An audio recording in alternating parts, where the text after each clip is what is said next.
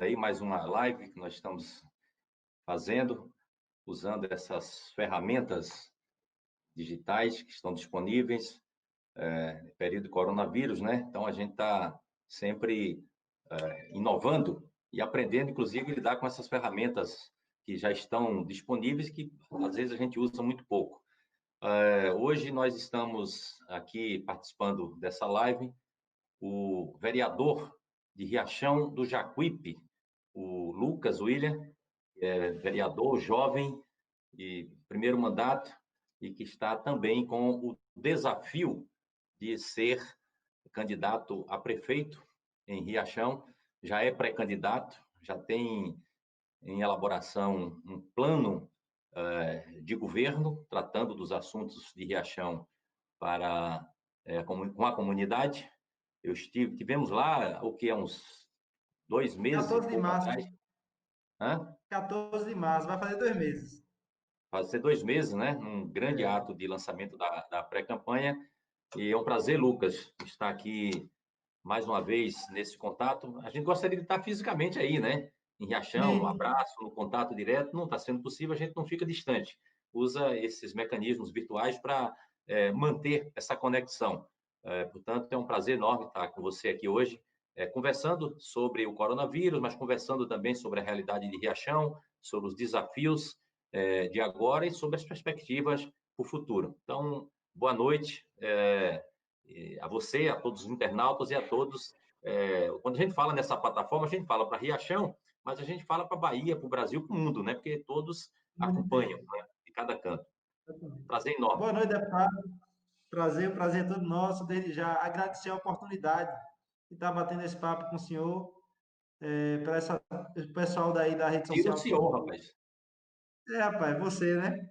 Bater esse papo com o nosso deputado, agradecer mais uma vez a oportunidade, dizer que é um prazer enorme poder estar tocando nossa pré-campanha ao lado de pessoa como o senhor, né? Não tem como ser diferente com a sua pessoa. E dizer que esse é o meio que a gente encontra de estar conversando com as pessoas, debatendo, né? Tenho feito nosso processo de pré-campanha nos últimos dias, todo praticamente por aqui, e o que parecia que era algo impossível está se transformando em algo muito viável, que é tocar e fazer política pela rede social. Eu achava que isso não ia ser tão forte como muita gente já vinha prevendo, e mantenho até a minha opinião, mas depois dessa pandemia, dessa situação de afastamento social, me parece que é uma ferramenta que cresceu mais do que a tendência natural já vinha indicando. E as pessoas têm participado. Por incrível que pareça, cada dia que passa, a gente tem um nível de envolvimento maior nas nossas atividades aqui. Já estou percebendo uma presença aqui de mais gente do nosso partido, pré-candidatos. Não sei se você está vendo aí, o rapaz Gilvan Vieira está aí dizendo, ele é pré-candidato também, é jovem igual a gente, da minha idade, e está aqui também tocando um projeto. Já fizemos um bate-papo online em outras oportunidades, e essa é uma via para a gente continuar falando de política. Muito bem. Lucas, O eu deputado quero. Eu saiu quero... ou é impressão minha? Ah, está me ouvindo? Está me ouvindo? Vocês que estão acompanhando, por favor, sinalizem. O deputado sumiu aqui da minha tela. Eu estou te vendo aqui.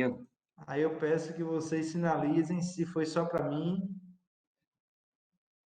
ou foi para todo mundo.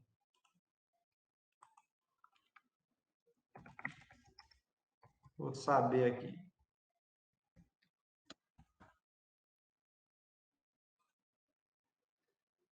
Tiago, chega aqui. Tá tudo certo? O deputado tá ao Está ouvindo vivo? aí? Ah, então, minha gente. Estão falando que congelou, mas a gente continua. Então, nós estamos falando aqui na plataforma do deputado Daniel Almeida. Não sei como é que está, se a nossa rede social está também transmitindo, mas agradeço a oportunidade. Estamos aqui para falar tanto do Covid, né? Do Covid-19, dessa situação que submete a todos nós Tá me ouvindo, Lucas? a Tá me pensar ouvindo? diferente, Não tá ouvindo. a construir algo diferente, a se comportar diferente, a perceber que a gente tem que estar preparado para todo tipo de adversidade. E na política não é diferente. Me parece que o calendário ficará mantido, então a gente não tem muita opção. Ah, tá. É se comportar de um jeito novo, porque o tempo também é novo. E tem muita gente fazendo live nesse horário aí, às vezes tem esses problemas. Mas eu vi que você estava falando exatamente dos desafios que tem em Riachão, da perspectiva de ter um projeto renovador no município.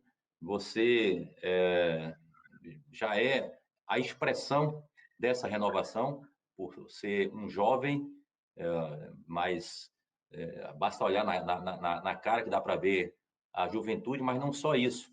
É um jovem com tanta experiência, com maturidade, convivência já suficiente para ter a compreensão adequada sobre os problemas da política, sobre os problemas do município, com uma história de militância desde criança no movimento social, ajudando e participando de todas as ações do movimento social aí em Riachão.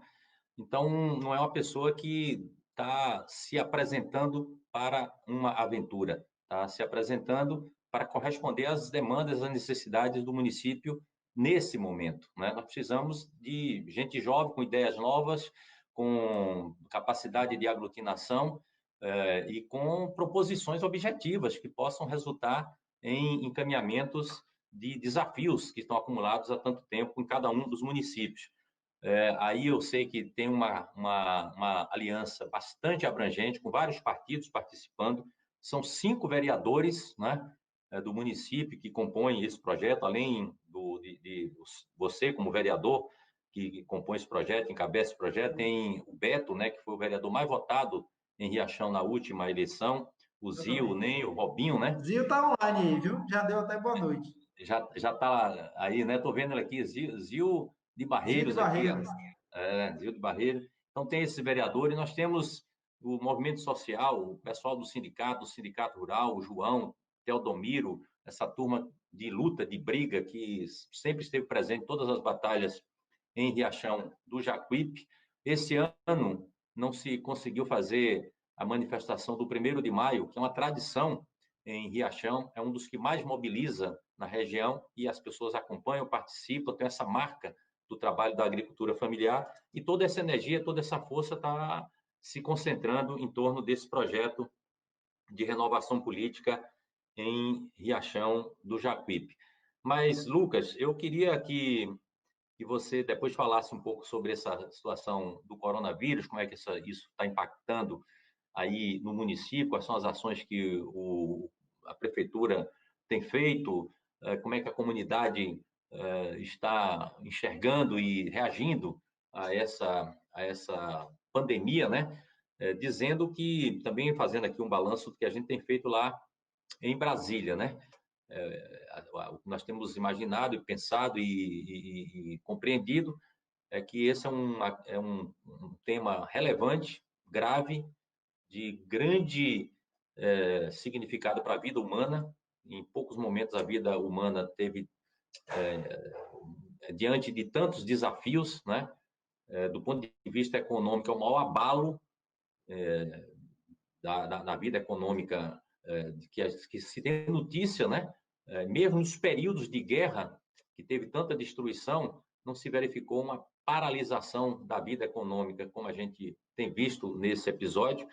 Já são centenas de milhares de pessoas mortas no mundo inteiro.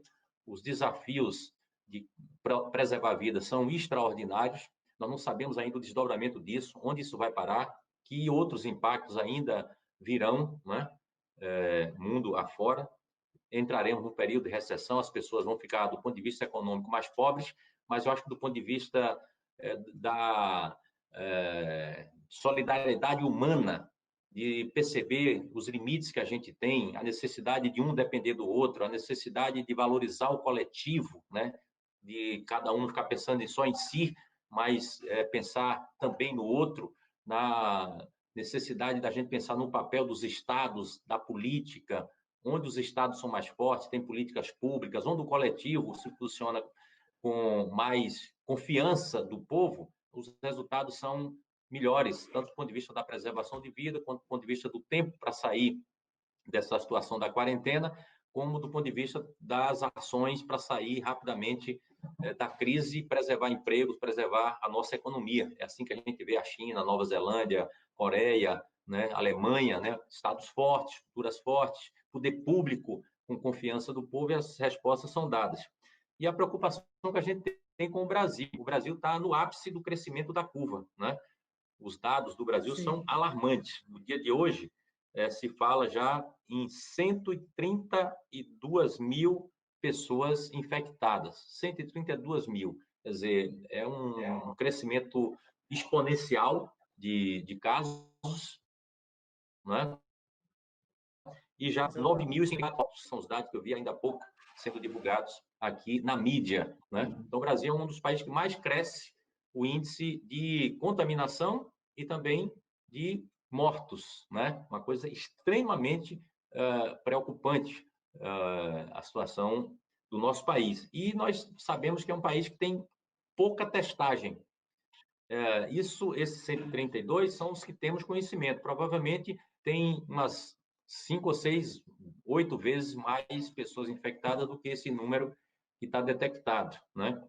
Mortes também, que às vezes acontece que a gente não consegue detectar. E nós temos aqui, além da crise social, da crise do desemprego, da crise econômica, porque já vinha de uma crise econômica de 4 anos sem crescimento da nossa economia, sem distribuição de renda, programas sociais muito dilapidados, né? Nós temos uma crise política. A principal crise oriunda de quem deveria comandar a saída, que é o executivo, o presidente da República.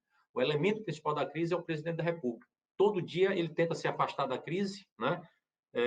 Como se não fosse com ele, enquanto todos os outros países, os presidentes assumem o papel de coordenar as respostas, as ações, as iniciativas, a partir da presidência da República, vai para os estados, vai para os municípios, mobiliza a sociedade civil. Aqui no Brasil, o presidente se desresponsabiliza, tenta jogar a culpa nos outros, né? Diz que a culpa é do governador, que é do prefeito, que é do STF, nunca é dele, né? Sempre brigando com todo mundo, sempre fazendo espetáculo, né? E despreocupação com a vida, com a proteção das pessoas. Então, é uma situação muito preocupante, a situação do Brasil.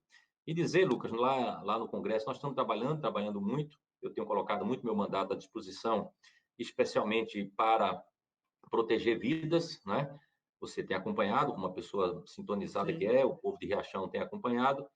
Nós não só fizemos a declaração de calamidade pública para o país num tempo rápido, como aprovamos uma legislação para separar o orçamento da União, o orçamento ordinário do orçamento de guerra para o combate ao coronavírus, para não ter nenhuma desculpa que falta dinheiro ou que falta elementos jurídicos para as medidas serem tomadas. Fizemos a renda emergencial, que infelizmente está sendo uma tragédia o recebimento dessa renda emergencial, porque o governo, ao invés de usar todos os bancos para pagar as pessoas, e isso tudo era possível tecnicamente, concentrou tudo na Caixa Econômica, uma humilhação das pessoas na fila da Caixa Econômica, né?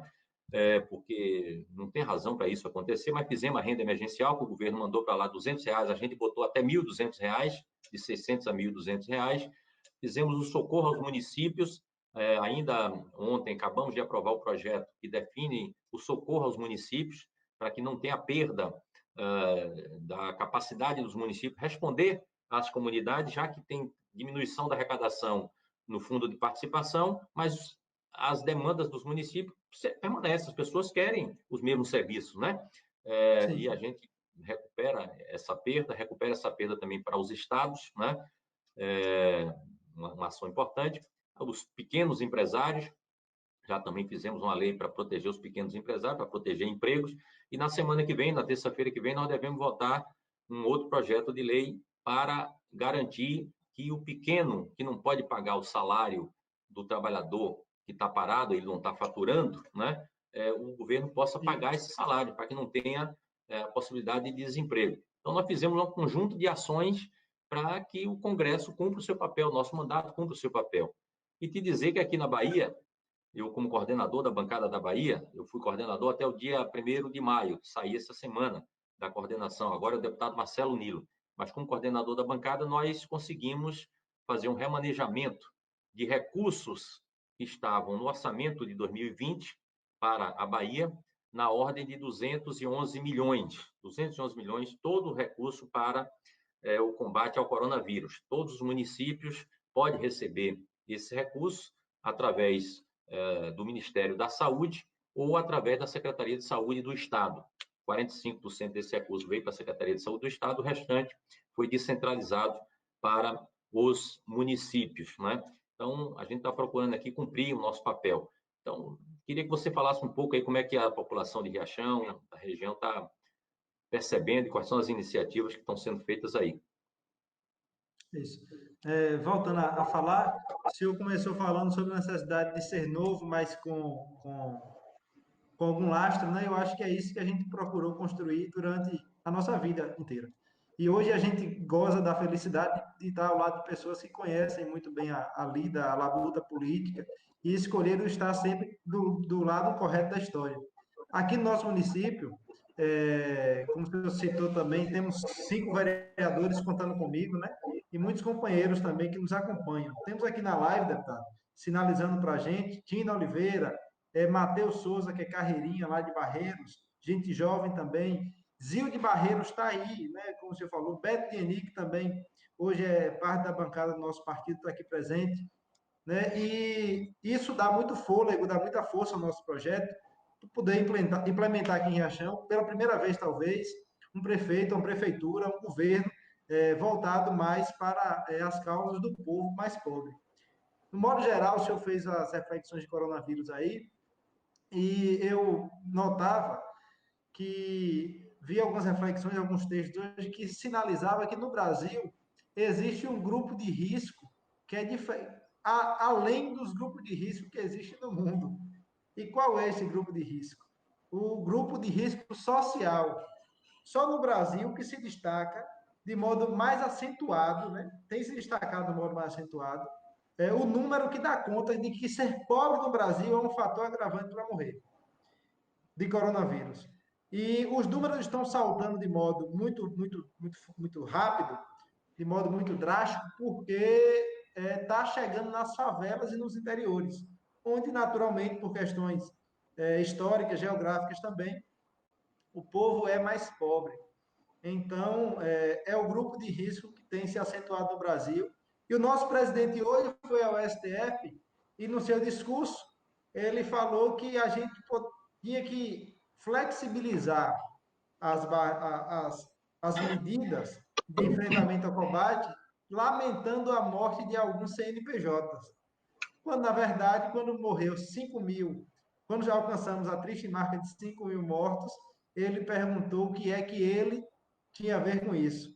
E daí? Então, e daí, né? O que é que eu tenho a ver com isso? Então, o que é que eu fico pensando?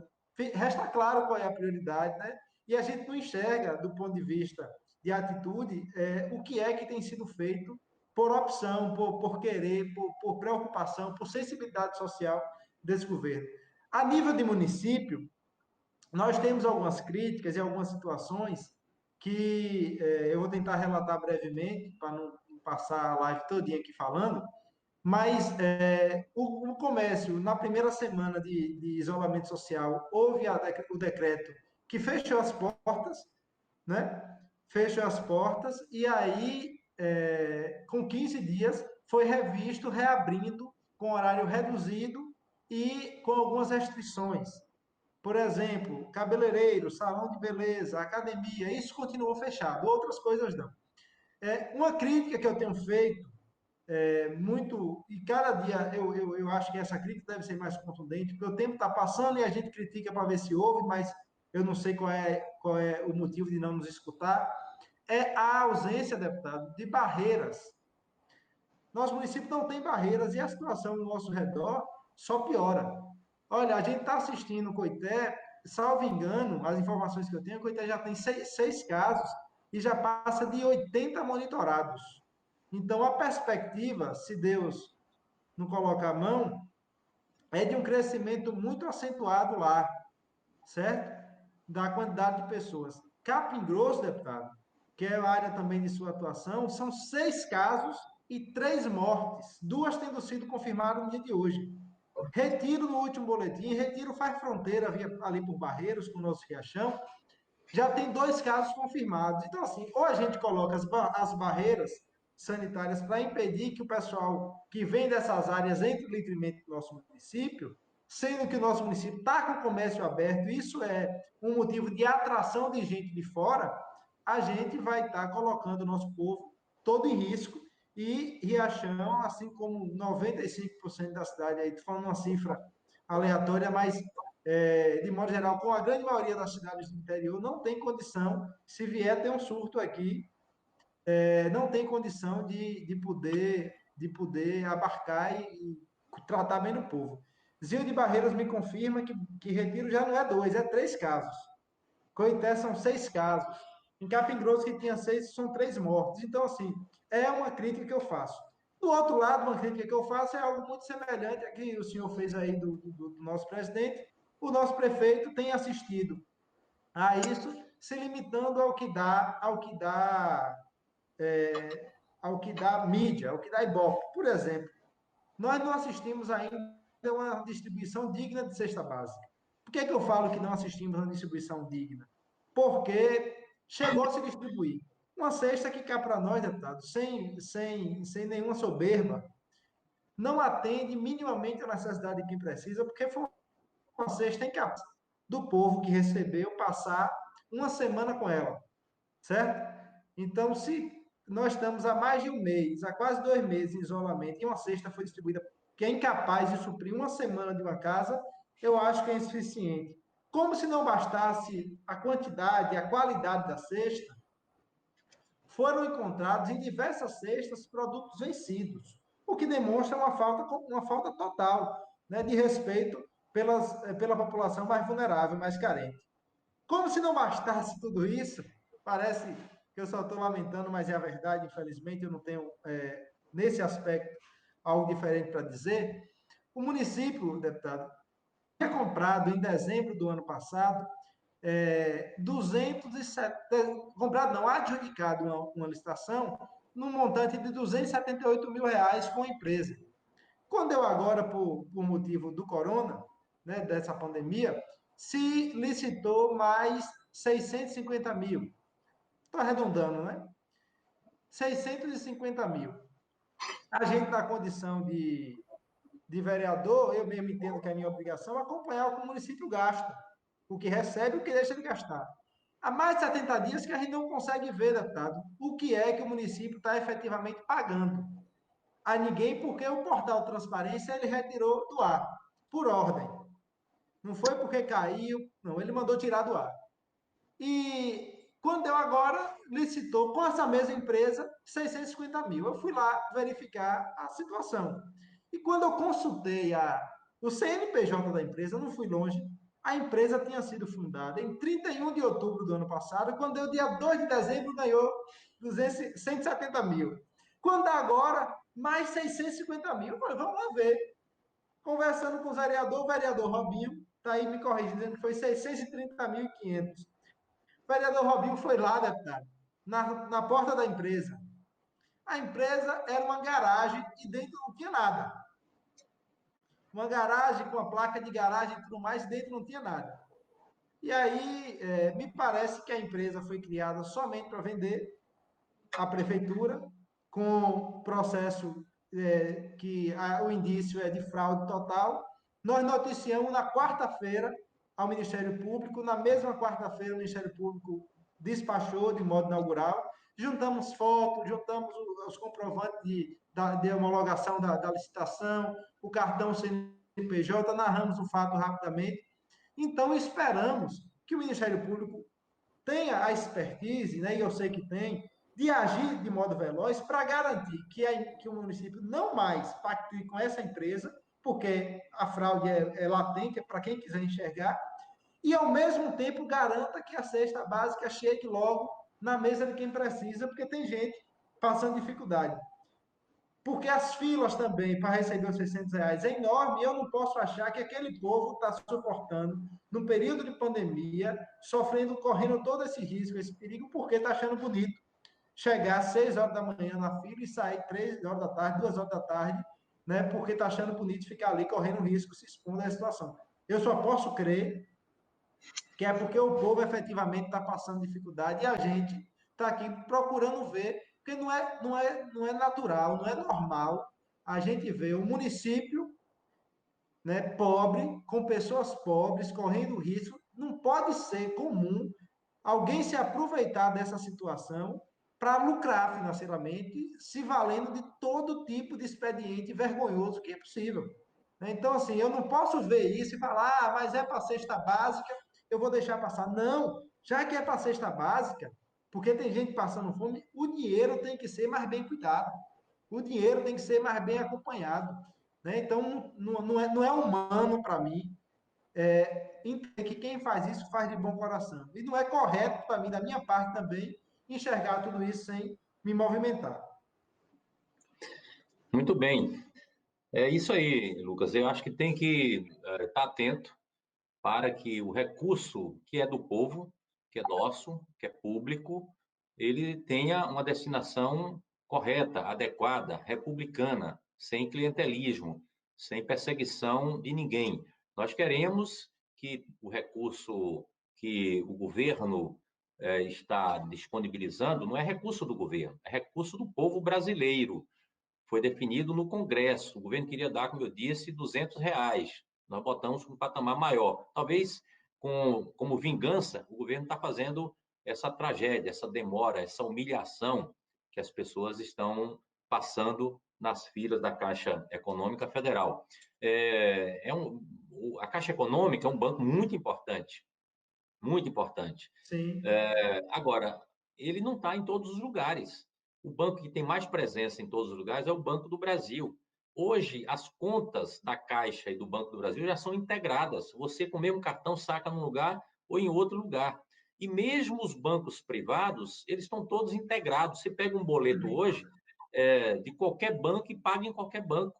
A tecnologia está absolutamente disponível. Então, não há qualquer razão para essa centralização na Caixa Econômica Federal, colocando sob risco os bancários, estão completamente sobrecarregados, numa situação de risco, tendo que chegar cedo, organizar fila, se submetendo a um ambiente extremamente arriscado para a contaminação dessas pessoas, né? E levando a pessoas ficarem horas, dias às vezes, na fila juntos, né? Convivendo um próximo do outro, porque as filas não são organizadas, sim, transformando esses ambientes numa verdadeira câmara de disseminação, de contaminação. É uma atitude quase genocida, né? Do presidente da República. E olha que isso aí já perdura há quase 3 semanas, né?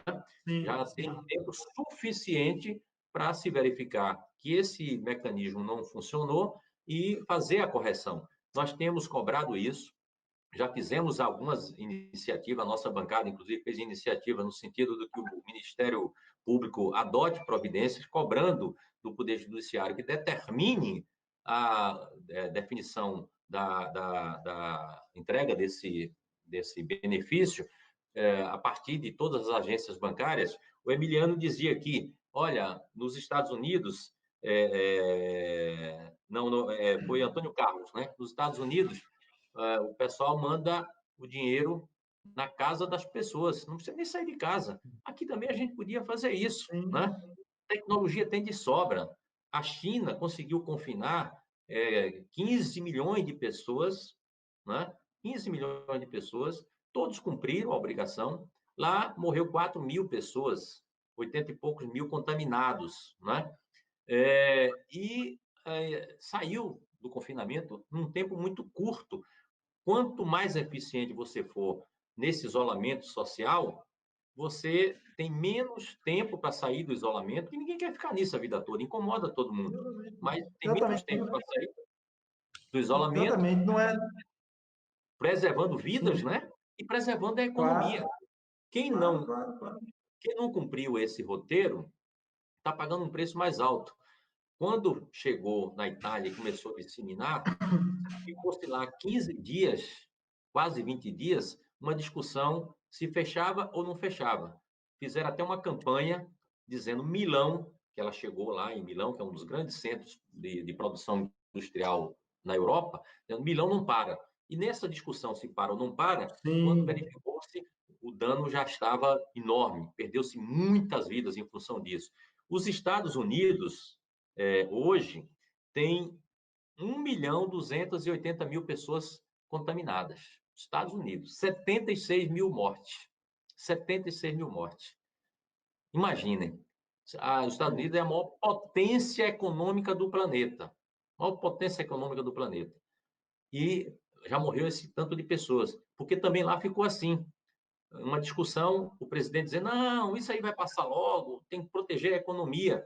Resultado, já tem mais de 2 meses algumas áreas em confinamento, corre risco de ficar mais tempo, e algumas áreas que foi feita a abertura antes da hora, todo mundo está avaliando que pode ter que voltar a fazer confinamento, parar a economia. Então, perde com toda, vida, e vida não tem preço, né, Lucas? exatamente. Vida não Com tem to- preço. Sem dúvida, com toda a miséria, o Trump ainda demorou, mas reconheceu. O nosso não, hoje tem estados avaliando lockdown, né? Salvador me parece que decretou, que anunciou lockdown a partir de dia 9, né? Sábado, me parece, em Em alguns vários bairros, locais. E o presidente está indo pedir para liberar, para o pessoal voltar ao trabalho. Então, os Estados Unidos têm uma potência que né, teve tantas mortes, mas a gente já vai chegando em praticamente 10% dos casos de coronavírus do mundo estão no Brasil. E o Brasil termina sendo um risco com essa situação para todo mundo. Deputado, tem um pessoal doido para interagir com a gente aqui. E eu queria ter a oportunidade de falar aqui, ó. Robinho está lembrando que dos deputados, quando passar esse coronavírus, vai ter um novo escândalo para investigar, é o coronão, porque tem muita gente, muito prefeito se aproveitando disso para se dar bem. Zil está lembrando que lá no Barreiros, as cestas básicas, que são poucas, pequenas e com alimentos até vencidos de má qualidade, e estão sendo ainda distribuídos analisando os critérios políticos. É o velho, se vota em mim, tem. Se não vota, passa fome. Zil está lembrando também que, para piorar tudo, aqui no nosso município, os PSFs encontram os deputados sem médicos. Veja só, estão se fazendo rodízio de médico em plena pandemia, sendo que Riachão, além de, como o Brasil todo, sofre com o risco de ser afetado, né, pela pandemia, Riachão tem altos índices de Zika e dengue. Inclusive, em outros tempos, quando a gente achava que Zika era o que havia de pior, o Riachão chegou a ser o segundo município com mais infestação de chikungunya, Zika e dengue na Bahia. Então, a gente tem um histórico e a gente não pode deixar isso continuar. Tino Oliveira lembra para a gente que a nossa saúde também sofre um pouco mais, porque o nosso único hospital público de urgência e emergência, no início do governo desse atual prefeito, foi vendido. E hoje os hospitais, né, foi submetido a uma concessão.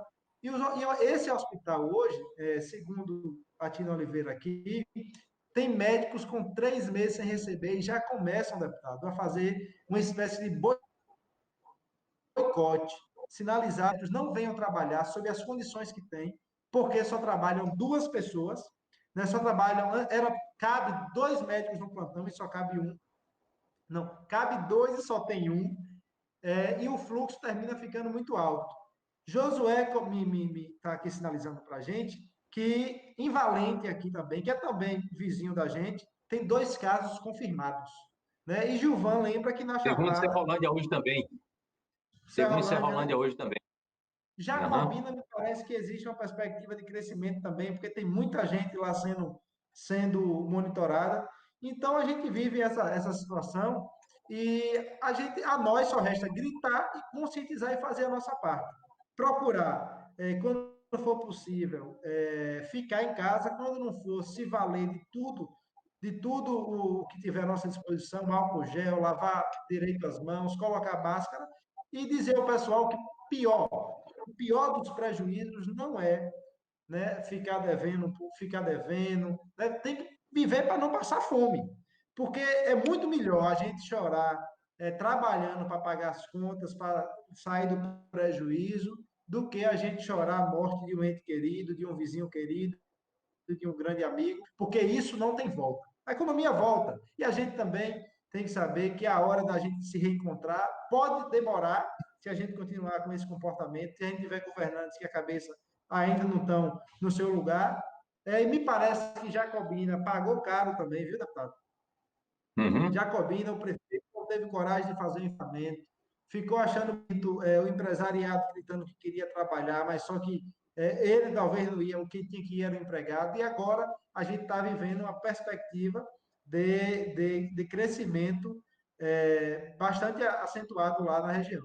Então, agradecer as pessoas que estão participando e trazer esses relatos e já sinalizar, né, que existem algumas medidas que eu acho que isso deve ser trazido à discussão urgentemente, né?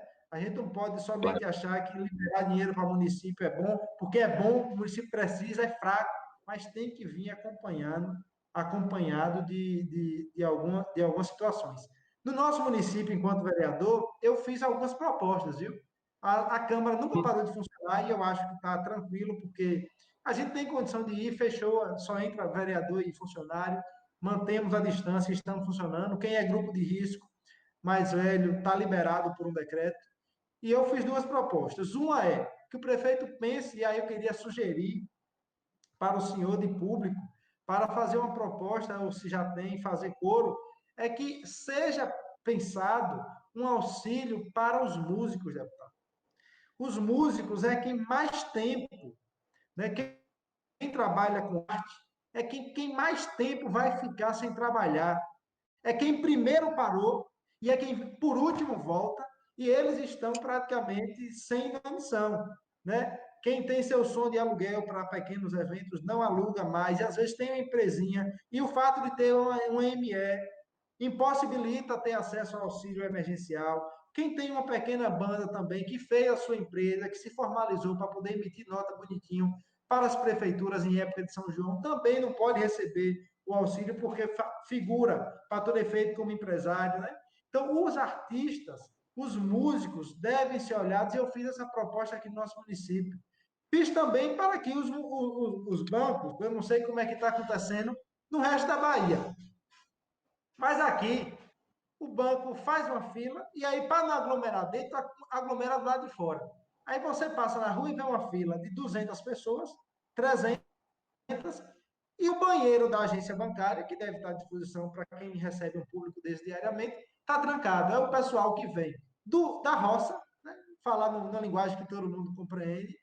O camarada mora na roça e vem para o banco sacar o seu benefício. Chega às 6 da manhã, porque tem que chegar cedo para poder não pegar um lugar muito ruim na fila. Vai passar de meio-dia na fila e quando ele precisa ir para o banheiro, a porta do banco ele não consegue entrar. Nós visualizamos aqui, inclusive, a igreja, né, que fica bem no centro da cidade, você conhece muito bem o nosso Riachão, a igreja arrodeada de pessoal urinando. Você não tem nem como pegar e não tem nem como condenar o ser que faz isso. Agora, o banco tem que abrir a porta e garantir uma canalização do banheiro, ou que se instale, mas que se garanta. A gente está vendo multidões. E a gente não pode recriminar a multidão, mas tem que garantir dignidade para quem está ali, porque quem está ali não está por opção. Estão Muito aqui bem. falando, estão lembrando aqui também que em Serra Preta tem caso, aqui também é vizinho da gente, Capim Grosso, os casos crescentes, então, por aí. Não, Como é que está a nós, sua sabemos, pauta aí? nós sabemos, nós gostaríamos muito que essa disseminação ficasse contida num determinado lugar, numa determinada região, numa determinada cidade, que não se espalhasse. Infelizmente, o vírus está se espalhando rapidamente. E não adianta a gente ficar no achismo. Um acha isso, outro acha aquilo, né? Nós não estamos diante de um fato conhecido, do domínio público. É um fato novo para a maioria dos seres humanos, um fato novo para os brasileiros, né? Mas não é um fato novo para a história, não é um fato que é desconhecido da ciência. Então, se a gente tem gente que pesquisou, que tem conhecimento, que tem informação, se a ciência indicou, analisando a ocorrência, em outro momento da história, já teve a febre espanhola, já teve outras epidemias, o ebola na África, etc. Todos os dados da ciência, do conhecimento, dizem que não tem remédio, e o remédio é isolamento social. Para não morrer gente, né, é você alongar a curva, né? É aquela história. Eu vi uma informação assim com sentido figurado, e é o seguinte: você vai entrar num determinado lugar e vai ter que passar por uma porta. E chega 100 pessoas para passar naquela porta. Se todos quiserem passar ao mesmo tempo, vai morrer gente, vai travar, vai ser gente pisoteada e ninguém vai passar. Vai ficar todo mundo ali, um pisando no Exatamente. outro até que todos se arrebentem, né? Agora, se você ordena, faz uma fila, passa um a um e os 100 vão chegar ao seu destino. Então, é isso que nós estamos discutindo aqui. A ciência diz que tem que ser assim. A experiência que já temos de outras realidades pelo mundo afora demonstram que também é assim. Onde teve o cuidado necessário, onde teve a confiança nos governantes, onde teve uma coisa bem organizada, preservou vidas, saiu mais rápido, né? As pessoas ficam, não chegou ainda aqui, eu vou ficar por aí circulando. Ah, não vou botar a máscara. Gente, não é brincadeira. A gente pensa que não chegou ainda num familiar nosso, nós não sentimos a dor, mas vai chegar se nós não tivermos as ações necessárias. E imaginem ter uma família em Riachão que infectou 4 pessoas. E você sabe que só tem um equipamento para ser utilizado, para proteger. Como é que você vai ficar? Você tem 4 que chegam ali para ser atendidos e só pode atender um. Vai faltar até ambulância, né? Então, nós não podemos ter nenhuma vacilação sobre isso. E é assim que a gente faz com a nossa família, né, Lucas? Quando adoece alguém da nossa família, o que é que a gente faz? A gente para tudo. Deixa de ir na roça, deixa de ir no comércio, deixa de fazer tudo para cuidar do doente. Se você Sim, tem um carro e uma casinha para morar, você vende o seu carro para botar o dinheiro para proteger a vida do seu familiar. Salvou a vida, depois você recupera. Perdeu a vida, perdeu tudo. Não resta nada. exatamente. As pessoas às vezes me perguntam, Lucas, sim, mas de onde é que vem esse dinheiro? Dinheiro tem, gente. Tem dinheiro. Dinheiro nosso. Dinheiro do povo brasileiro. Na Europa, a maioria dos países da Europa, os países desenvolvidos, estão gastando mais do que 10% do PIB, do Produto Interno Bruto, para o enfrentamento ao coronavírus. Na Alemanha, na França, na Inglaterra, né, enfim, na China e assim por diante. Os países aqui da América Latina têm uma média de 3,5% a 4% do PIB. Né? O Brasil está com 2,5%. E o Guedes fica todo dia dizendo que tem que cortar salário de servidor. Entendeu? É a lógica de cortar. Cortar o quê? É o dinheiro nosso. Aí o pessoal diz assim, a culpa é do prefeito que está fazendo a quarentena, é do governador. O Bolsonaro fica dizendo, o governador que pague a conta. O governador e o prefeito não podem pagar a conta, porque só quem emite dinheiro, imprime dinheiro, é a União. Se precisar, faz. Né? Só quem emite título e pode fazer o endividamento é a União. E se precisar, faz, e já fez em outros momentos para salvar bancos. Agora é para salvar a vida de pessoas. A Sim, União tem o chamado Caixa Único do Tesouro Nacional, e só nesse Caixa Único, que é dinheiro que fica lá represado para controlar a liquidez, né, do mercado, para equilibrar o sistema financeiro, só esse Caixa Único tem 1,3 trilhões, 1,3 trilhões, né? Tem as reservas internacionais, então dinheiro tem. E o governo brasileiro precisa botar esse dinheiro. É dinheiro nosso que nessa hora tem que ser usado, é uma reserva nossa que nessa hora tem que ser usado. E só pode vir da União, não tem de outra fonte para ser tirado, né? Então, nós temos que fazer essa pressão para as pessoas compreenderem a necessidade de em fazer a casa, quarentena, o direito que a gente tem de ter acesso, o pequeno empresário está na vida econômica, tem que ter acesso a isso, os municípios, né? Proteger os profissionais de saúde, esses heróis que estão aí na ponta. sim, Já morreu quase 100 enfermeiros e enfermeiras nesse país. As pessoas estão se dedicando, estão se fazendo uma espécie de sacerdócio, né, ali no dia a dia para cuidar da vida. Mas as pessoas não podem ficar Deputado, sem atenção. Não paga nem nesse, salário do médico aí, pelo amor de Deus, né? Não tem nesse cabimento um negócio item, desse.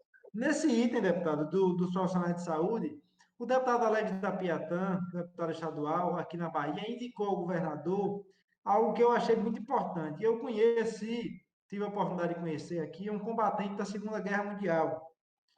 E a gente, na adolescência, né, estudando ainda na escola, estudando Segunda Guerra Mundial, tomamos conhecimento que quem combateu tinha uma pensão vitalícia. É uma pensão que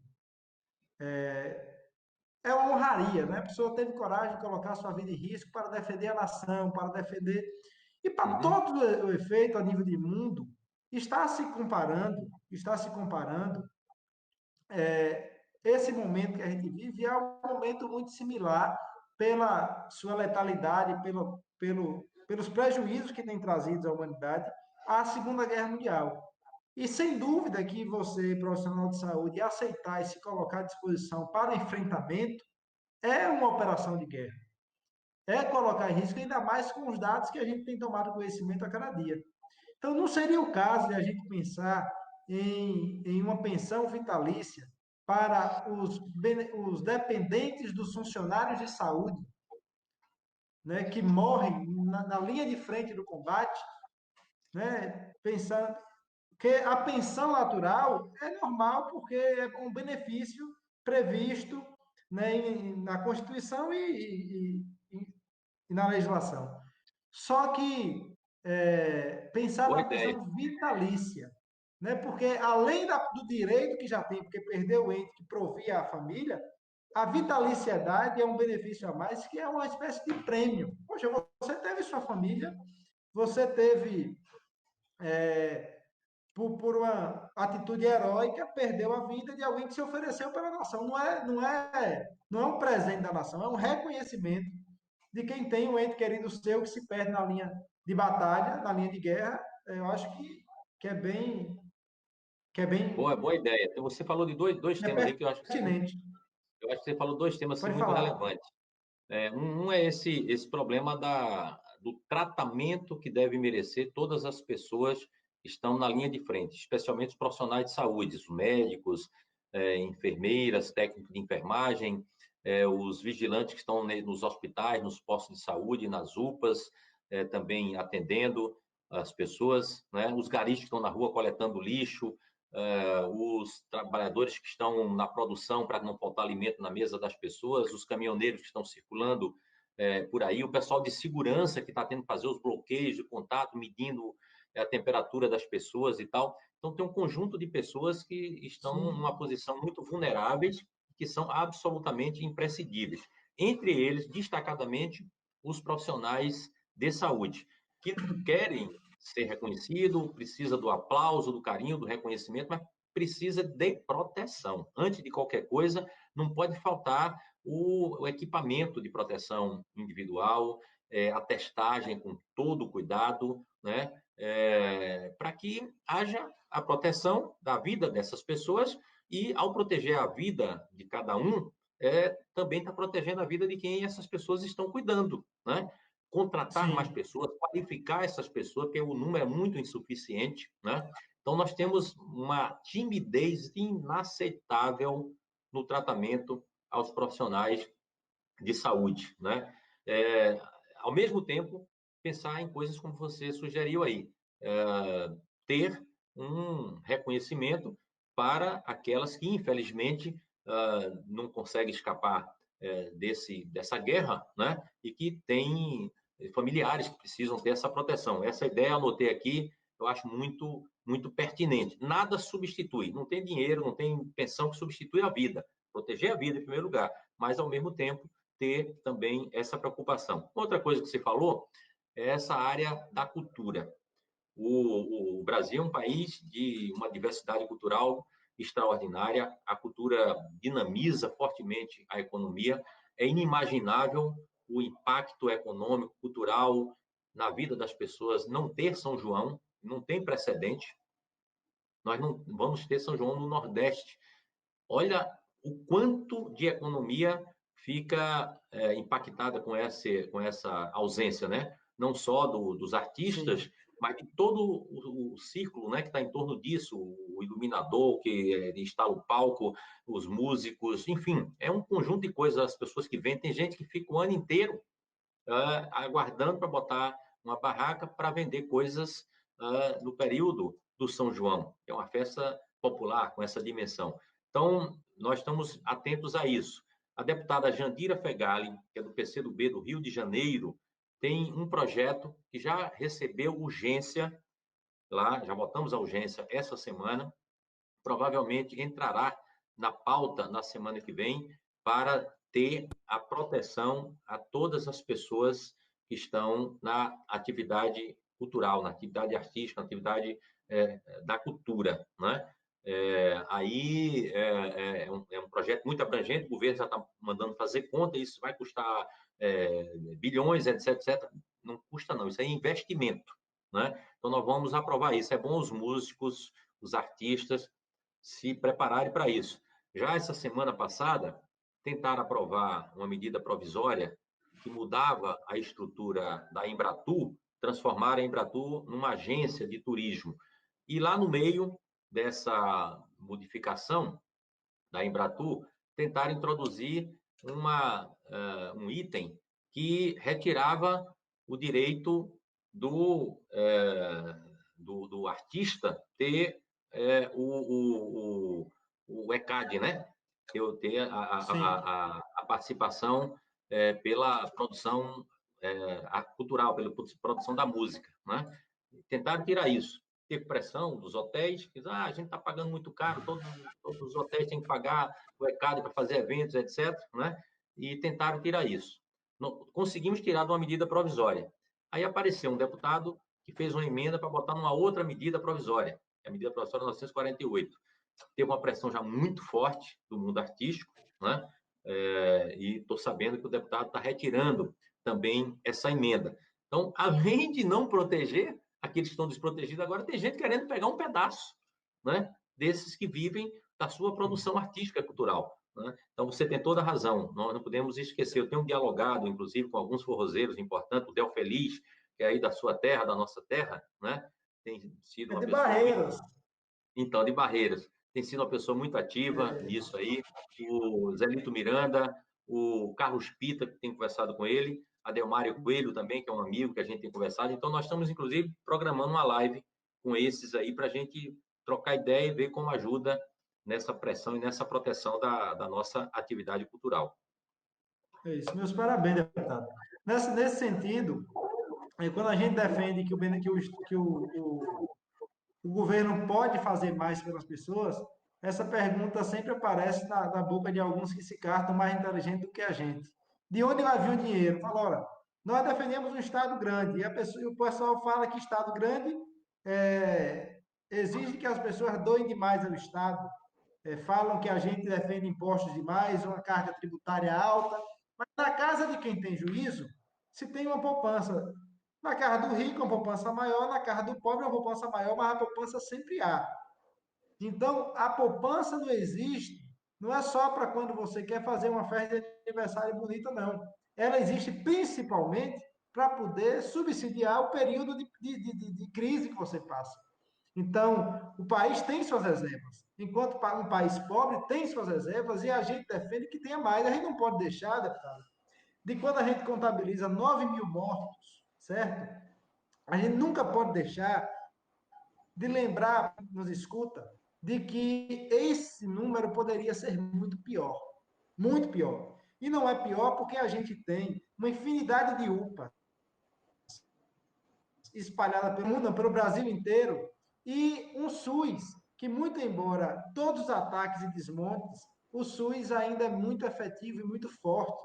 E tem sido, até aqui, o plano de saúde do brasileiro.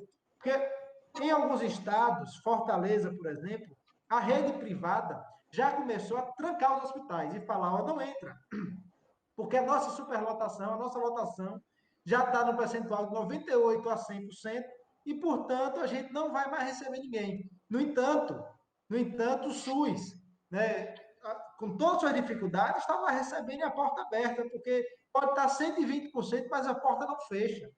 E muita gente, inclusive Mandetta, que no momento da pandemia se comportou muito bem, ele não tem como esconder o seu passado, que é alguém que lutou pelo desmonte e vinha implementando uma série de práticas em defesa do desmonte e da privatização do SUS. Então, o SUS, que nós sempre defendemos, que o partido defende também, é quem tem garantido que os números que nós temos não seja pior. Beto, o vereador Beto Deni, nosso rapaz bom de voto, está aqui lembrando de uma situação. Em relação aos agricultores agricultores que a parcela do Pronaf vence agora no período de pandemia. Existe alguma perspectiva, alguma informação, não sei se o senhor tem, de prorrogar essa parcela ou alguma discussão que busque prorrogar o vencimento da parcela do Pronaf? Tem mais Pois é, gente eu aqui vi essa. falando, agradecendo as explicações em relação a dinheiro também. Mas se o senhor puder responder ao Beto, eu Não, agradeço. eu vi essa manifestação do Beto, aqui anotado aqui para responder. Nós já aprovamos vários projetos que permitem todas as prorrogações, prorrogação de prestação de casa própria, prorrogação de empréstimo para os municípios, para os estados, para as famílias, para as empresas, tudo está prorrogado. Tudo está prorrogado. O Ministério da Economia, o Guedes, fica tentando botar uma trava. Às vezes não passa o normativo para o banco, né? Fica tentando criar dificuldade. Mas todos os débitos, Sim. todas as dívidas, tanto do poder público quanto de empresas, né? Financiamentos, prestações, pelo que nós aprovamos, está prorrogado. Não ficou explicitado lá. O Pronaf terá uma prorrogação, foi uma abordagem genérica, né? Os setores empresariais, que têm uma boa estrutura jurídica, já formatou uma interpretação, né? E está tocando, né? Se tiver esse tipo de problema, chegar no banco e o banco disser que não é bom a gente ficar sabendo para a gente acompanhar e cobrar que o Ministério da Economia adote as providências técnicas para que esses pagamentos não sejam feitos. Perfeito. Mas olha, Lucas, estamos chegando aqui, é 1 hora de conversa, estamos chegando aqui, já chegou, Já vai rapaz, dar. olha, Falta 1 minuto para 7 horas. A gente começou com 5 minutos de atraso. Temos 5 minutos para concluir.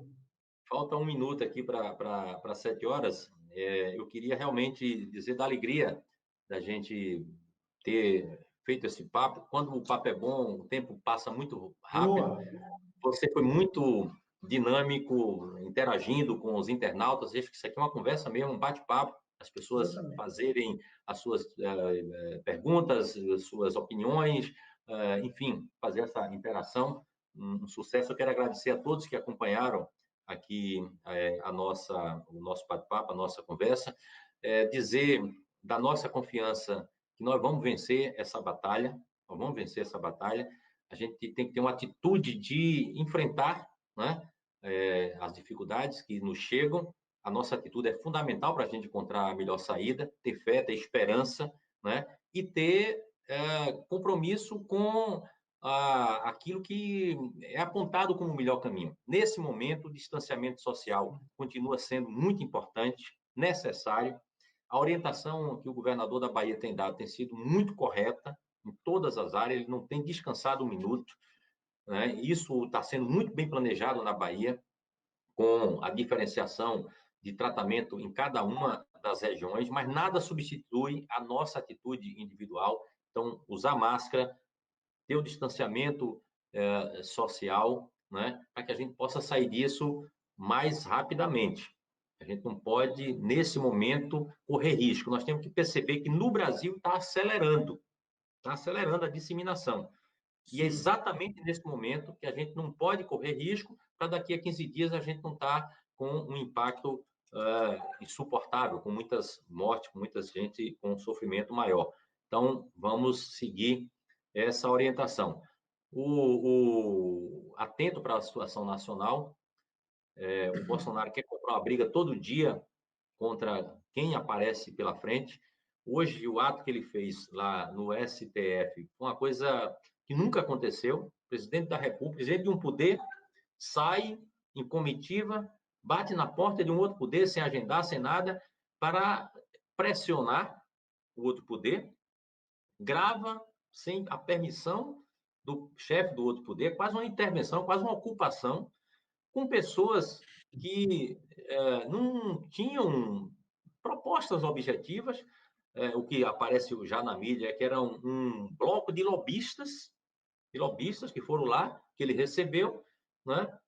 E pressionar a que abra. Abre o quê? Né? Que história é essa? Né?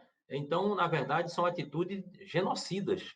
O Bolsonaro pode sair desse processo com denúncias de genocídio dos organismos internacionais indefensáveis.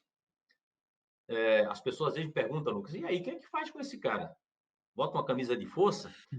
Olha, o povo elegeu. Se o povo elegeu, na democracia o povo tira. Se tem fatos muito graves, no caso do Bolsonaro, já tem fatos muito graves analisados pelo STF, e tem mais de quase uma centena de pedidos de impeachment lá na Câmara dos Deputados. O princípio fundamental é que o povo elegeu, o povo tira, né? Mas se as ameaças chegam a um ponto que a presença de determinadas figuras pode levar a risco elementos fundamentais da nossa sociedade, da nossa democracia, as nossas vidas, né? A nossa economia, a gente pode ver se isso é possível. Eu, a princípio, acho que fazer um impeachment num momento como esse, pegar o Congresso e parar ele 6 meses, 8 meses para discutir esse tema, só se realmente não tiver nenhum outro caminho. Talvez o STF possa dar uma saída. O impeachment, nós vamos gastar muita energia no debate político e deixar de cuidar da vida do povo. Nós temos que ter o exemplo que a Bahia está dando. O governador da Bahia, o prefeito de Salvador, são adversários políticos ferrenhos, duros, mas nesse momento estão sentando permanentemente juntos para combinar as coisas, porque a política nós vamos disputar, criticar as coisas erradas, nos preparar para a eleição que logo, logo vai acontecer. Mas nesse momento tem algo acima disso tudo, que é a proteção da vida das pessoas, né? Bolsonaro não é capaz de fazer isso. Por isso que eu acho que a gente tem que fazer uma ampla frente para isolar o Bolsonaro e tocar a vida na proteção da vida, da vida, combater o coronavírus, né? Algumas pessoas também me perguntam, Lucas, e a eleição vai acontecer mesmo ou não? Olha, gente, o calendário está aí, está mantido. Provavelmente terá uma alteração de calendário. Provavelmente. O STF o TSE está discutindo isso e no meio político também estão discutindo isso. Mas, tendo uma alteração de calendário, a eleição aconteceria esse ano. Prorrogação não acontecerá.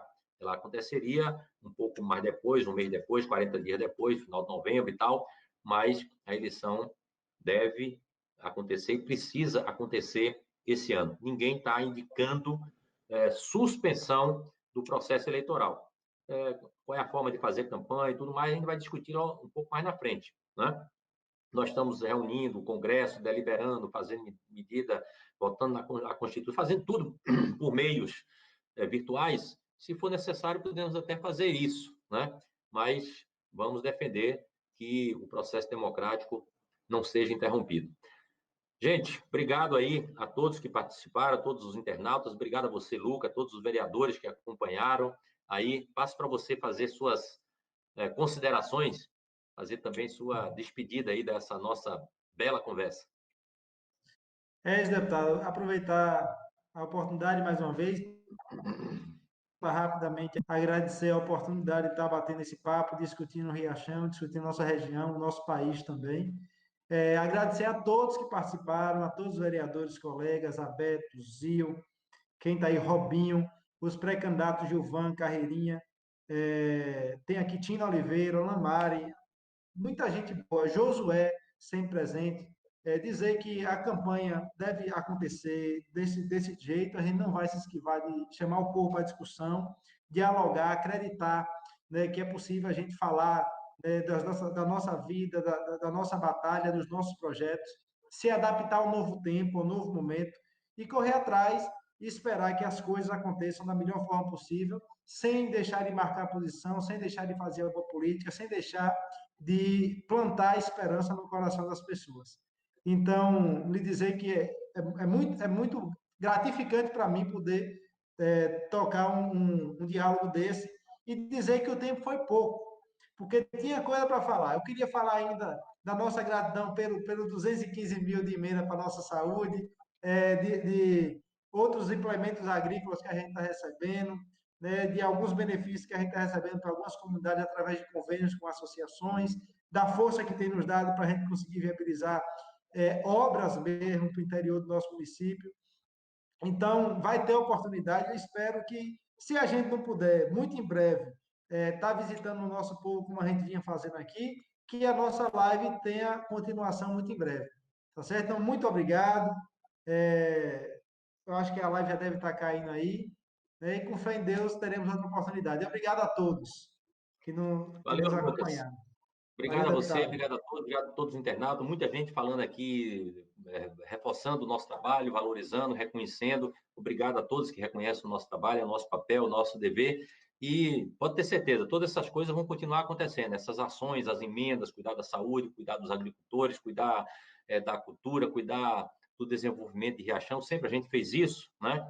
Vamos continuar fazendo. E vamos fazer muito mais a partir do ano que vem, quando você for prefeito, que aí vai ficar tudo mais fácil, tá bom? Amém. Valeu, forte Amém. abraço. Muito obrigado. Tamo junto. Um abraço.